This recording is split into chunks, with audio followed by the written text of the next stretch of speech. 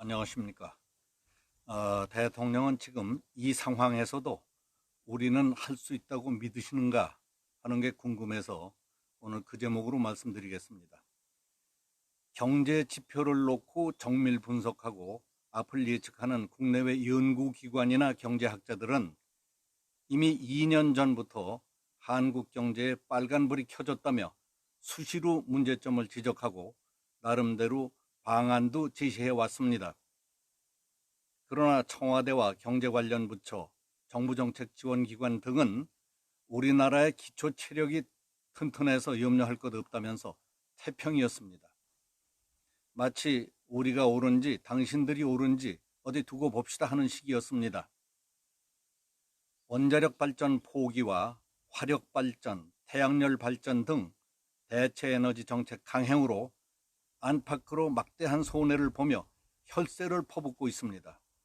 흑자 기업인 한국전력은 몇 조씩 손실을 보고 있고 여론이 들끓고 있어도 정부는 못 들은 채 하고 있습니다.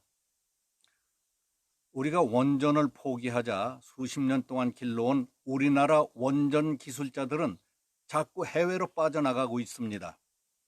원전 건설 수출에서 압도적으로 유리한 고지를 차지했던 우리는 국제 입찰 경쟁에 뛰어들어도 자기 나라에서는 원전을 포기했다며 아예 제쳐놓는 신세가 되어버렸습니다.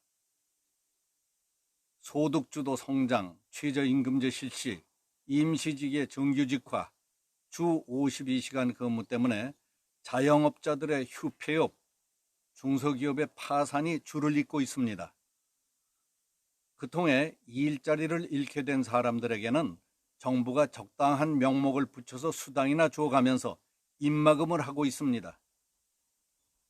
조선, 자동차, 반도체, 전자, 건설 등 주요 업종들은 수출길이 막히고 하향 탄력을 받아서 내리꽂히고 있습니다. 엎친 데 덮친 격으로 일본이 반도체를 생산하는데 없어서는 안 되는 자재에 한국 수출에 대해 지금까지 주어오던 우대 조치를 해제하겠다고 발표하자 우리 업계와 정부는 그 대응책을 마련하기 위해 정신이 없습니다. 그러나 뒷심도 없으면서 모진 소리나 해대거나 감정만 건드리고 있는 거 아닌가 하는 생각이 듭니다. 최근 한일 문제를 다루는 정부와 여당을 보면 우물가에서 노는 애들 같기도 하고 불장난하는 애들 같아서 불안하다는 사람들이 많습니다. 문제 해결은커녕 상대를 자극하고 감정을 북돋아서 사태를 악화시키는 쪽으로만 내닫고 있는 것 같기 때문입니다. 감정을 건드려서 일만 커지게 할 일이 아닙니다.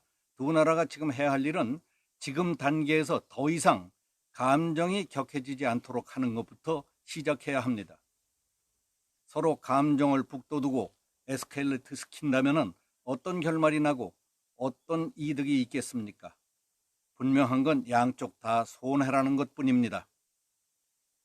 국민 전체의 생명, 재산, 미래가 걸려있는 국가 간의 오해나 갈등은 하루빨리 풀고 설린 우호의 길을 찾는 것이 옳습니다.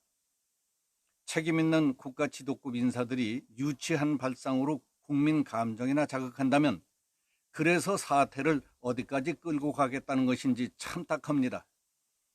중고등학생도 아니고 국가와 국민, 미래를 책임지고 있는 자신들을 망각한 짓입니다. 지금 심각한 갈등을 빚고 있는 한일 문제와 관련해서 문재인 대통령은 수석 보좌관 회의에서 국제 분업 체계에 평등하고 호혜적인 무역을 지속하기 위해서는 산업 경쟁력 우위 확보가 필수적이라는 것을 다시 인식하게 됐다. 자유무역 질서를 훼손하는 기술 패턴이 국가 경제를 위협하는 상황에서도 신기술의 혁신 창업이 중요한 해법이 될 수 있다. 특히 부품 소재 분야의 혁신 산업과 기존 부품 소재 기업의 과감한 혁신을 더욱 촉진하겠다. 지금까지 우리는 가전, 전자, 반도체, 조선 등 많은 산업 분야에서 일본의 절대적 우위를 하나씩 극복하며 추월해왔다. 우리는 할 수 있다고 강조했습니다. 국제 분업 체계에서 평등하고 호혜적인 무역을 지속하기 위해서는 산업 경쟁력의 우위가 확보되는 것이 필수적이라는 것을 인식하게 됐다고 한 말씀은 듣기에 따라서는 전에는 그 중요성을 못 느끼던 것 같이 들리기도 하지만은 어떻든 중요성을 강조한 것으로 이해하겠습니다. 우리는 가전, 전자, 반도체, 조선 등 많은 산업 분야에서 일본의 절대적 우위를 하나씩 극복하며 추월해왔다는 지적은 누구도 부인할 수 없는 사실이며 대한민국의 자랑임에 틀림이 없습니다. 그래서 시리에 빠진 국민들에게 작은 희망과 용기를 북돋우는 말씀이라고 생각합니다. 그리고 우리는 할 수 있다고 한 말씀도 믿고 싶습니다. 그러나 여기서 우리가 솔직해져야 합니다. 확실히 해놓을 것이 있습니다.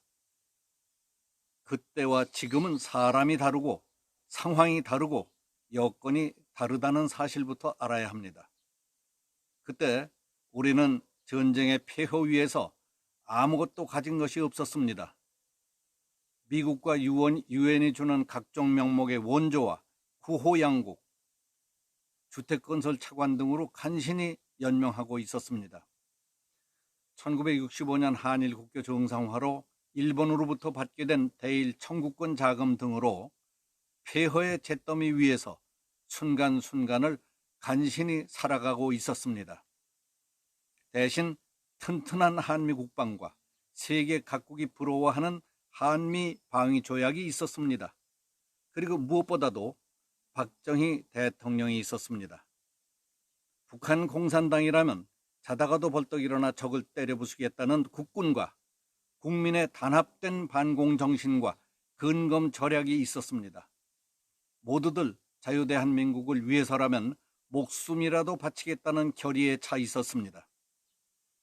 그러나 오늘날은 북핵을 머리에 이고 있고 한미동맹과 한미방위조약이 눈에 띄게 약화됐습니다. 남북관계, 안보국방, 한미외교, 한일외교가 쩍쩍 금이 가서 불안하기 짝이 없습니다. 경제사회를 뒤흔드는 무소불위의 노조가 우리의 기본 바탕을 쏘라먹고 있습니다. 그런데 더 심각한 것은 이것을 바로잡고 추슬러야 할 사람들의 문제입니다. 대통령도, 정치인도, 군인들도, 언론도, 국민들의 자세도 모두 전과는 딴판입니다. 믿을 사람이 별로 눈에 띄지 않습니다. 어떤 때는 여기가 우리가 피눈물로 지키고 가꾸며 만들어 온 자랑스러운 조국, 자유대한민국인지 아니면 빨갱이와 오랑캐들이 우글대는 소굴인지 악몽의 가위가 눌리고 시달리고 있는 것 같아서 깜짝 놀랄 때가 있습니다. 대통령님, 지금 상황이 이처럼 개판이 됐는데도 우리는 할 수 있다고 믿으십니까? 믿을 수 있는 근거는 다 없어졌어도 대통령은 무조건 믿겠다는 겁니까? 그렇다면 대통령께서는 이 상황에서 지금 우리가 제일 먼저 해야 할 일이 뭐라고 생각하십니까? 대답해 주십시오. 오늘은 여기까지 하겠습니다. 감사합니다. 안녕하십니까? 대통령은 지금 이 상황에서도 우리는 할 수 있다고 믿으시는가 하는 게 궁금해서 오늘 그 제목으로 말씀드리겠습니다. 경제 지표를 놓고 정밀 분석하고 앞을 예측하는 국내외 연구기관이나 경제학자들은 이미 2년 전부터 한국 경제에 빨간불이 켜졌다며 수시로 문제점을 지적하고 나름대로 방안도 제시해 왔습니다. 그러나 청와대와 경제 관련 부처, 정부정책지원기관 등은 우리나라의 기초 체력이 튼튼해서 염려할 것 없다면서 태평이었습니다. 마치 우리가 옳은지 당신들이 옳은지 어디 두고 봅시다 하는 식이었습니다. 원자력 발전 포기와 화력 발전, 태양열 발전 등 대체 에너지 정책 강행으로 안팎으로 막대한 손해를 보며 혈세를 퍼붓고 있습니다. 흑자 기업인 한국전력은 몇 조씩 손실을 보고 있고 여론이 들끓고 있어도 정부는 못 들은 채 하고 있습니다.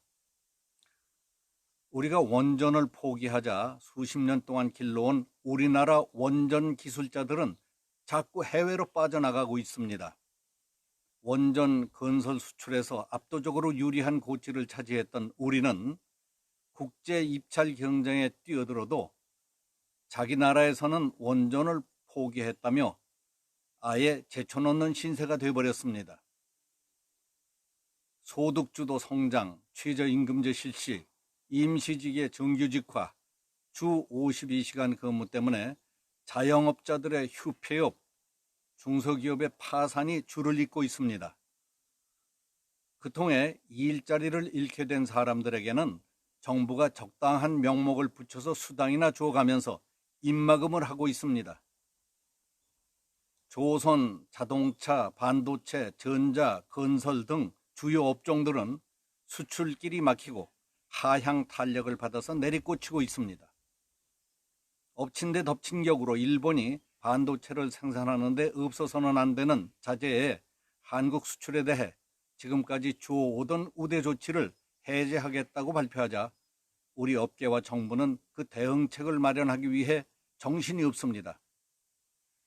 그러나 뒷심도 없으면서 모진 소리나 해대거나 감정만 건드리고 있는 거 아닌가 하는 생각이 듭니다. 최근 한일 문제를 다루는 정부와 여당을 보면 우물가에서 노는 애들 같기도 하고 불장난하는 애들 같아서 불안하다는 사람들이 많습니다. 문제 해결은커녕 상대를 자극하고 감정을 북돋아서 사태를 악화시키는 쪽으로만 내닫고 있는 것 같기 때문입니다. 감정을 건드려서 일만 커지게 할 일이 아닙니다.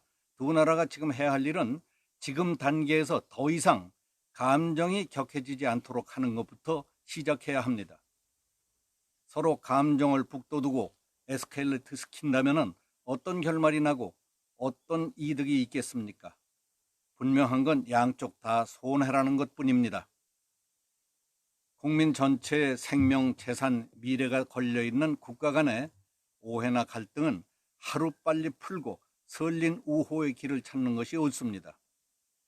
책임 있는 국가 지도급 인사들이 유치한 발상으로 국민 감정이나 자극한다면 그래서 사태를 어디까지 끌고 가겠다는 것인지 참 딱합니다. 중고등학생도 아니고 국가와 국민, 미래를 책임지고 있는 자신들을 망각한 짓입니다. 지금 심각한 갈등을 빚고 있는 한일 문제와 관련해서 문재인 대통령은 수석 보좌관 회의에서 국제 분업 체계에 평등하고 호혜적인 무역을 지속하기 위해서는 산업 경쟁력 우위 확보가 필수적이라는 것을 다시 인식하게 됐다. 자유무역 질서를 훼손하는 기술 패턴이 국가 경제를 위협하는 상황에서도 신기술의 혁신 창업이 중요한 해법이 될 수 있다. 특히 부품 소재 분야의 혁신 산업과 기존 부품 소재 기업의 과감한 혁신을 더욱 촉진하겠다. 지금까지 우리는 가전, 전자, 반도체, 조선 등 많은 산업 분야에서 일본의 절대적 우위를 하나씩 극복하며 추월해왔다. 우리는 할 수 있다고 강조했습니다. 국제 분업 체계에서 평등하고 호혜적인 무역을 지속하기 위해서는 산업 경쟁력의 우위가 확보되는 것이 필수적이라는 것을 인식하게 됐다고 한 말씀은 듣기에 따라서는 전에는 그 중요성을 못 느끼던 것 같이 들리기도 하지만은 어떻든 중요성을 강조한 것으로 이해하겠습니다. 우리는 가전, 전자, 반도체, 조선 등 많은 산업 분야에서 일본의 절대적 우위를 하나씩 극복하며 추월해왔다는 지적은 누구도 부인할 수 없는 사실이며 대한민국의 자랑임에 틀림이 없습니다. 그래서 시리에 빠진 국민들에게 작은 희망과 용기를 북돋우는 말씀이라고 생각합니다. 그리고 우리는 할 수 있다고 한 말씀도 믿고 싶습니다. 그러나 여기서 우리가 솔직해져야 합니다. 확실히 해놓을 것이 있습니다. 그때와 지금은 사람이 다르고 상황이 다르고 여건이 다르다는 사실부터 알아야 합니다. 그때 우리는 전쟁의 폐허 위에서 아무것도 가진 것이 없었습니다. 미국과 유엔이 주는 각종 명목의 원조와 구호 양국, 주택건설 차관 등으로 간신히 연명하고 있었습니다. 1965년 한일 국교 정상화로 일본으로부터 받게 된 대일 청구권 자금 등으로 폐허의 잿더미 위에서 순간순간을 간신히 살아가고 있었습니다. 대신 튼튼한 한미 국방과 세계 각국이 부러워하는 한미 방위 조약이 있었습니다. 그리고 무엇보다도 박정희 대통령이 있었습니다. 북한 공산당이라면 자다가도 벌떡 일어나 적을 때려부수겠다는 국군과 국민의 단합된 반공정신과 근검 절약이 있었습니다. 모두들 자유대한민국을 위해서라면 목숨이라도 바치겠다는 결의에 차 있었습니다. 그러나 오늘날은 북핵을 머리에 이고 있고 한미동맹과 한미방위조약이 눈에 띄게 약화됐습니다. 남북관계, 안보국방, 한미외교, 한일외교가 쩍쩍 금이 가서 불안하기 짝이 없습니다. 경제사회를 뒤흔드는 무소불위의 노조가 우리의 기본 바탕을 쏘라먹고 있습니다. 그런데 더 심각한 것은 이것을 바로잡고 추슬러야 할 사람들의 문제입니다.